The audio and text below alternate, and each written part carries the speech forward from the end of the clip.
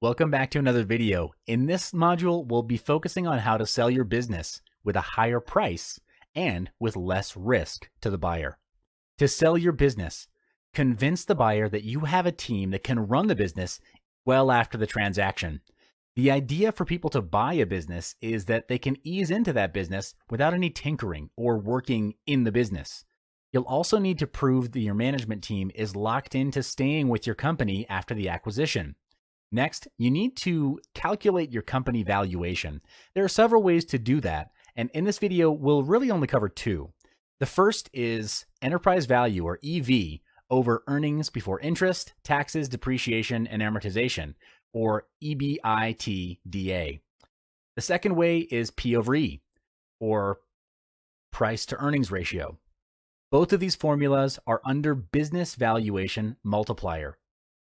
The EV over EBITDA formula is broken down to, again, enterprise value over its earnings before interest, taxes, depreciation, and amortization, while P&E, or P over E, stands for price to earnings ratio. We'll talk more about it in the next module. I'll see you there. So how do you sell your business for a 4x to 12x multiplier? And what's a multiple anyway? A multiple measures some aspects of a company's financial well-being, determined by dividing one metric by another metric. The metric in the numerator is typically larger than the one in the denominator. A multiple works in a way that it is a measurement of risk. The inverse or reciprocal of a multiple shows the current return on an investment. So the higher the multiple, the less risk a buyer perceives in the transaction, and the more likely they'll pay more for the investment. For example, the inverse of a 4x multiple is 25%. For a buyer to require a 25% return on an investment, the business may not be growing or is in a tougher, more capital-intensive industry. Either way, a general interpretation is that this investment is pretty risky. In comparison, the inverse of a 12x multiplier is, get this, 0.08%, meaning that the buyer would be willing to pay 7 times only if the investment is much less risky. Okay, how to valuate your business. A multiple is calculated as multiple equals performance metric A over performance metric B. A multiple can be used to show how much your business is worth in the market and how much you'll be able to make by selling your business away. For example, using the P over E ratio, if you plan to sell your company at 12x multiplier, how much will the price be? Or how much should your company be earning before you sell it away? The price of the company can be estimated by multiplying the annual earnings of the company by the multiplier of 12. Simple maths, but this formula can only be used as a rough estimation of how much your business is worth. However, a more precise way of doing it will be using the EV over EBITDA formula. It's used to measure the cash flow available to the firm or business. EV to earnings before interest and taxes, also referred to as EV over EBIT, is used for less capital-intensive companies with a smaller depreciation and amortization expense. All multiples act as a single number that analysts can multiply by some financial metric to determine the relative value or worth. With the EV over EBITDA formula, you'll be able to make comparison between you and your competitors who are doing similar types of business. After the business valuation, chances are your business is not worth as much as you expected it to be, or your business does not have a healthy earning history. So in the long run, the company might not be able to earn more than what you're already earning now. Increasing your company's worth before selling. How can you solve this alarming problem? Will you still be able to sell your business? Here's how you can turn the whole situation around by following these 7 steps. Step 1. A goal is a dream with a deadline.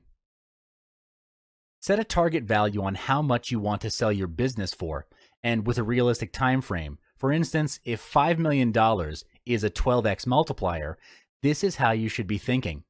I want to sell my business for $5 million in 2 years' time.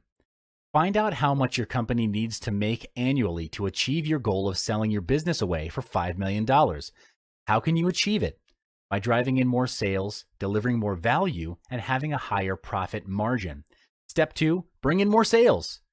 Create recurring revenue. Why isn't your business making money? Is it because your products or services are not fulfilling customers' expectation? Or could it be lack of sales? If it is, hire a sales team and a marketing team. The sales and marketing team's aim is to bring in more revenue for the company, increasing the annual earnings of the company. Have a manager for each team to manage their progress, and each of them is to report to you on a weekly basis. They should also propose ways to bring in more potential clients and maintain existing customers. Improving the customer's experience with the company is to make them raving fans of your company, and you need that kind of free press. Step 3, cash flow is king. A buyer will only buy or invest into, and in your buyer's eyes, buying in your company is a form of investment. They'll only buy into your company or your business if your company is able to help them make more money. So you should improve your company's financials before selling it.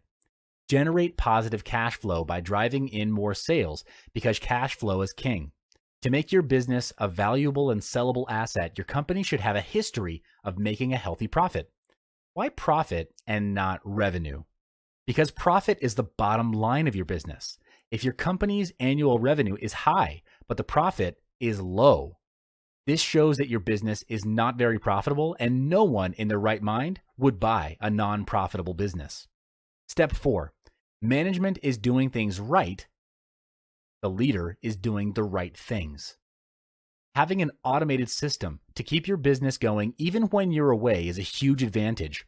Put yourself in the buyer's shoes and look and think from their point of view. If you were the buyer, would you prefer to buy a business and work hard for the rest of your life, or buy a business that will run itself and make money for you?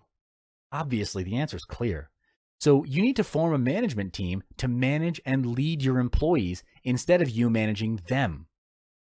Step 5, make them stay. Once you've found the suitable manager or leader, tell them your plan of selling the business. At this point, you might feel that you're betraying your fellow employees of the management level, but in life, everyone has different priorities, and you want to have freedom and some quality time with your loved ones. But you can't afford to let your management level employees leave the company because they're the leaders of your company, the ones who keep your business running smoothly even without your presence. They're the reason that you're able to sell your business at a higher price.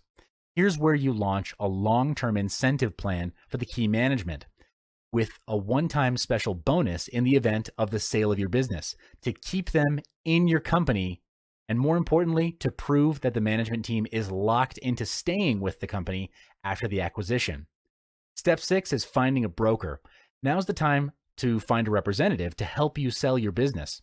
It's better for you to look for a business broker than any other broker. Your broker should appreciate what you've done to transform your business and recognize that you've done something special, that you deserve to be compensated at a higher rate, or in other words, to sell your business for more than $5 million.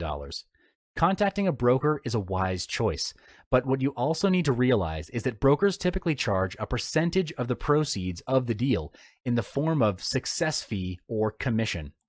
Step 7, after the acquisition. After selling your company or business, you'll be receiving a lump sum of money, and this is where you need to manage your personal finances very wisely. Steps on how to manage your sudden wealth increase will be discussed in the next module.